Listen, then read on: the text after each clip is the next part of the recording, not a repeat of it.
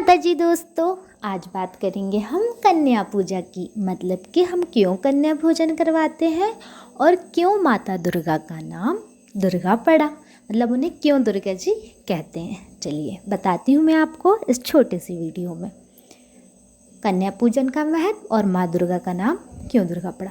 नवरात्रि के पावन पर्व पर कन्या पूजन की परंपरा ये तो सदियों से चली आ रही है।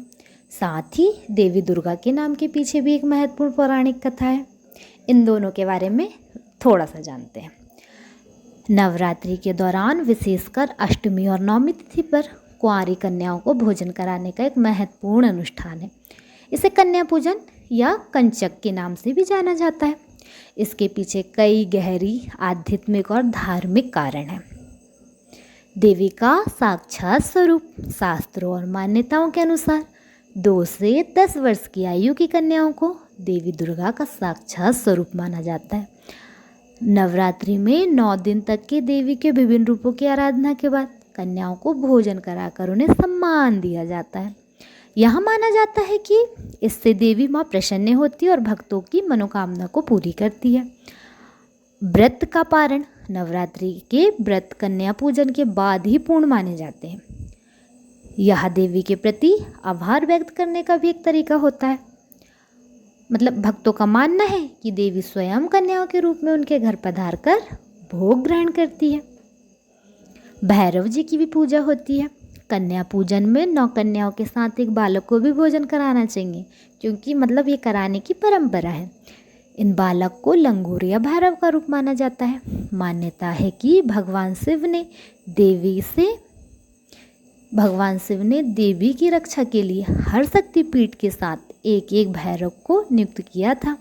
इसलिए देवी की पूजा करने के बाद भैरव की पूजा अवश्य मानी जाती है, जिससे पूजा का पूर्ण फल प्राप्त होता है।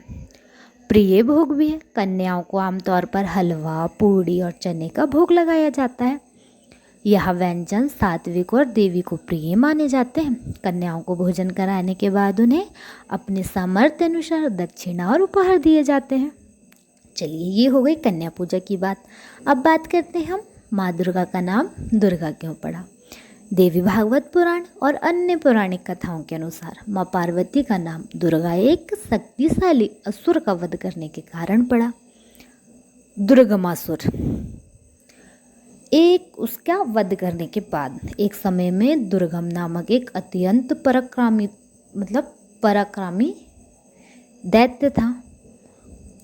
उसने कठोर तपस्या करके ब्रह्मा जी से वेदों को प्राप्त किया और वह वरदान भी पा लिया कि कोई देवता उससे युद्ध में परास्त न कर सकेगा।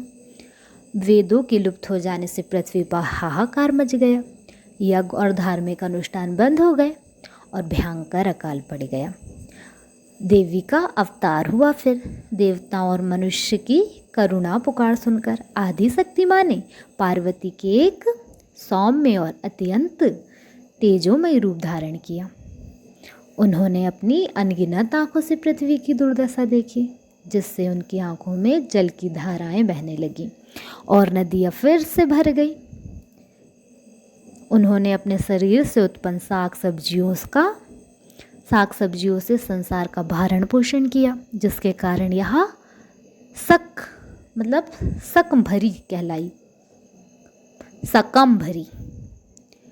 अब इसका नामकरण। इसके बाद देवी ने दुर्गमासुर के साथ भयंकर युद्ध किया और उसका वध कर दिया।